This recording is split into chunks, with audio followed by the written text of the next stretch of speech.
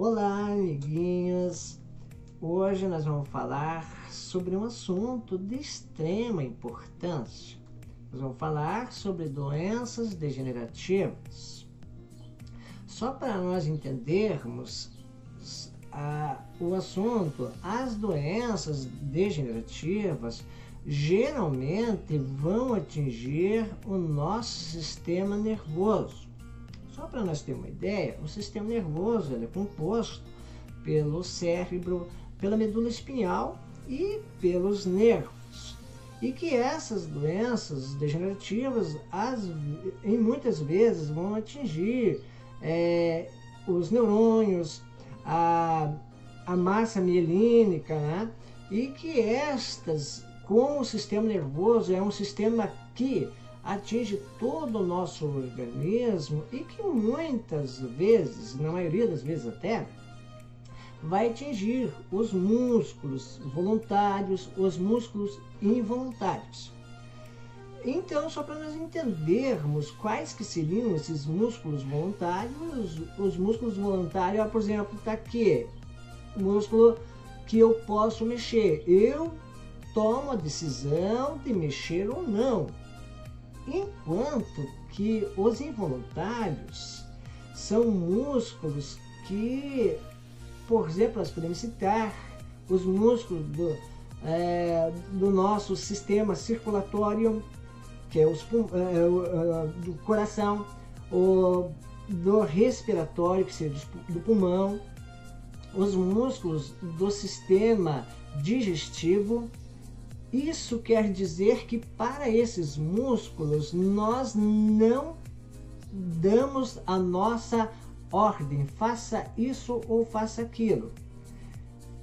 Eles trabalham sincronicamente com o cérebro, com o sistema nervoso, aonde todas as funções, tanto circulatório, respiratório, digestório, nós estamos livres, neutros, nós não mandamos ordem, faça isso ou não faça.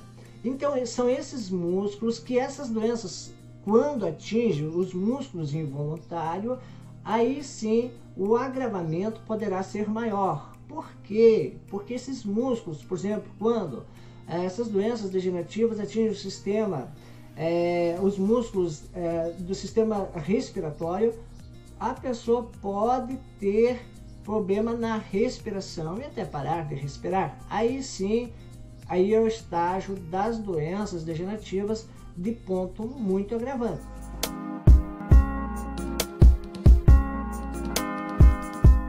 Então, vamos falar de uma doença muito popular, muito divulgada na mídia, que é o mal de Parkinson. Bom, e como que se procede o início do mal de Parkinson? Nós entendemos que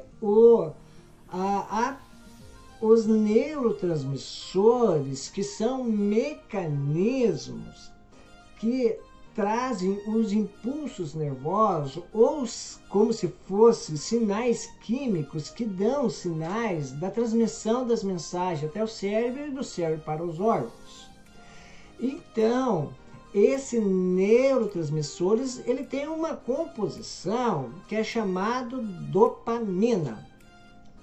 E a partir do momento que há uma diminuição dessa dopamina, aí sim essas mensagens do cérebro para o nosso sistema, para o nosso corpo no geral, vai sim ser atingido e de forma muito negativa. Então, com a diminuição dos neurotransmissores, da dopamina, é o início do mal de Parkinson.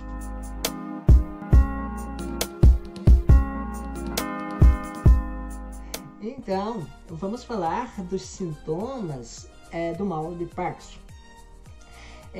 Com a diminuição dessa dopamina nos neurotransmissores, certamente os efeitos dos sintomas negativos serão muitos, mas nós podemos falar alguns deles, né? Por exemplo, a pessoa pode, em um estado um pouco mais grave, apresentar depressão, dificuldade nos movimentos dos músculos, principalmente na questão da rapidez, a utilização, os movimentos mais separados ou direcionados só para um lado do corpo. Também outros sintomas seriam a rigidez nas articulações, os movimentos vão se tornar mais obsoletos, mais rígidos, vamos dizer assim, se perde aquela articulação normal do nosso organismo, né? A lentidão e a diminuição nos reflexos musculares. O portador do mal de Parkinson pode apresentar, no estado um pouco mais avançado, a tremedeira, em especial, principalmente nos ombros superiores, como os braços. E a triste realidade do mal de Parkinson é que, como é uma doença degenerativa, a tendência com o avançar da idade, a piora da questão dessa doença.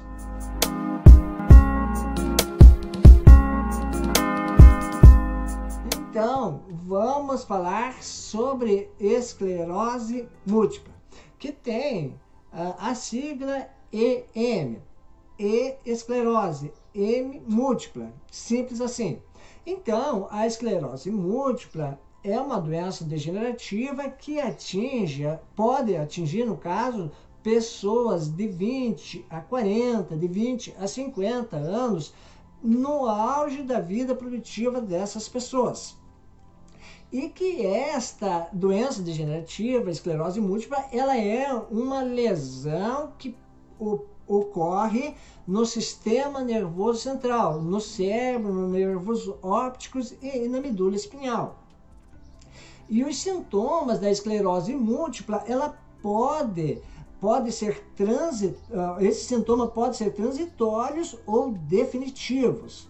Transitório significa que os sintomas podem aparecer e ocorrer em um período e com o tempo desaparecerem, enquanto que os definitivos, os sintomas permanecem e com tendência de agravamento com o passar dos anos. Então, a esclerose múltipla, uma doença degenerativa, ela é uma doença autoimune, aonde é direcionada a mielina. E essa mielina é uma capa ou um revestimento de gordura que vai cobrir as nossas células nervosas. E a partir do momento que essas placas de gordura, a mielina, é atingida, vai proporcionar uma lentidão nos impulsos nervosos.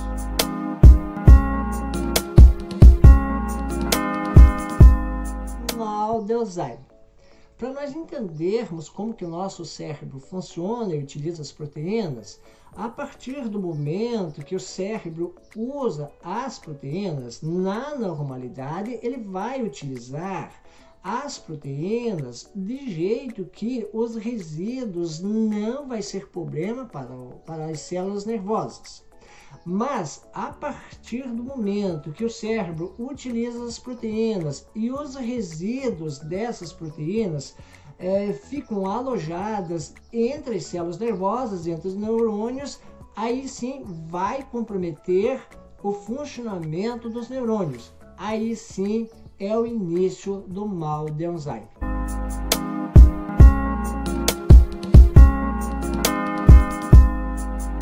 Então, os sintomas do mal de Alzheimer, ele terá três fases. Como é degenerativa, com o passar do tempo, vai passando de uma fase, da primeira fase para a segunda e para a terceira. A fase inicial terá já um sintoma como comprometimento da memória, mudanças de humor, alterações de personalidade, dificuldade de aprendizagem. E com o passar das fases, com o passar do tempo, esses sintomas, automaticamente, a tendência é o agravamento.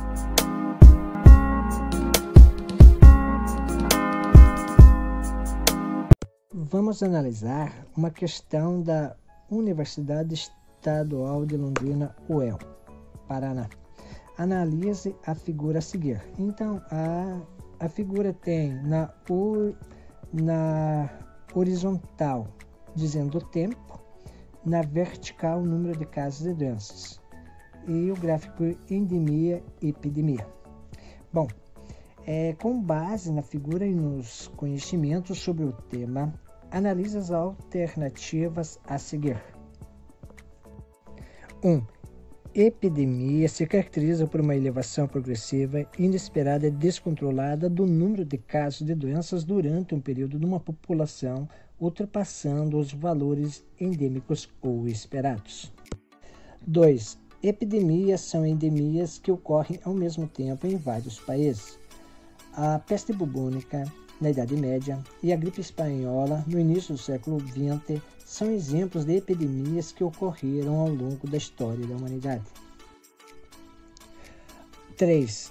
Endemia é definida como a presença de uma doença em uma população de determinada área geográfica ou refere-se à prevalência usual de uma doença em um grupo populacional ou em uma área geográfica. 4. A extensão geográfica de uma epidemia pode ser restrita a um bairro ou atingir uma cidade, um estado ou um país, podendo se estender por horas, no caso das infecções alimentares, ou semanas nos casos de gripes, ou vários anos no caso da AIDS. Indique a alternativa que contém todas as afirmativas corretas. Letra A. A opção 1 e 2. Letra B, as opções 2 e 4, a C, a 3 e a 4, a letra D, são verdadeiras a 1, 2 e a 3, e a opção E, são corretas a 1, a 3 e 4.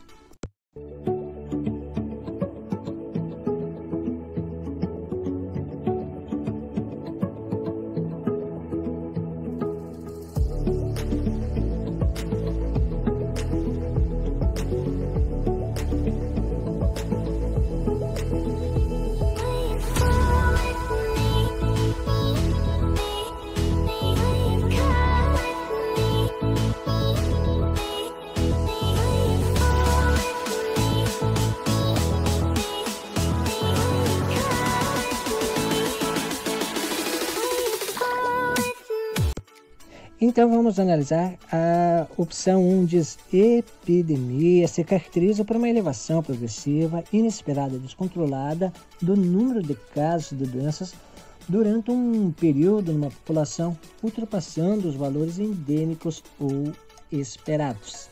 Essa opção sim é correta, porque uma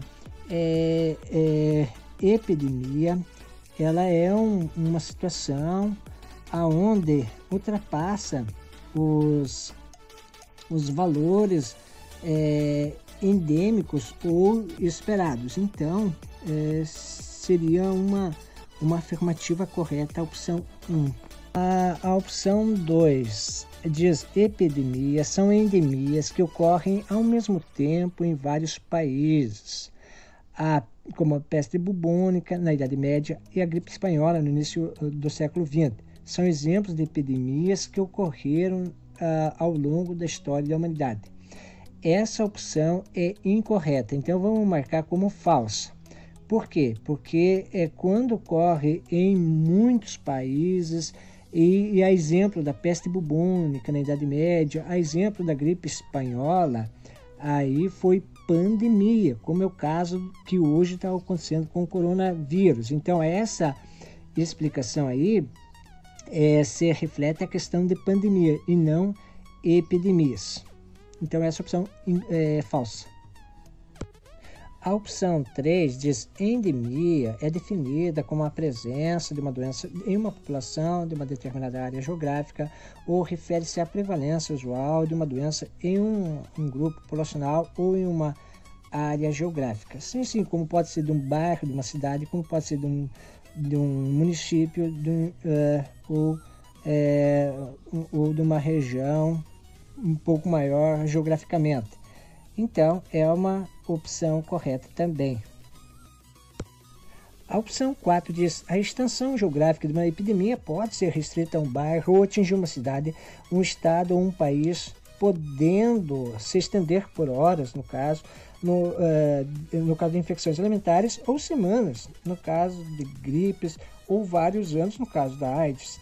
Sim, a questão da epidemia pode ser municipal, pode ser estadual, ou atingir uma região envolvendo várias cidades do estado e que pode ter uma duração de dias, semanas ou anos. Então, também correta.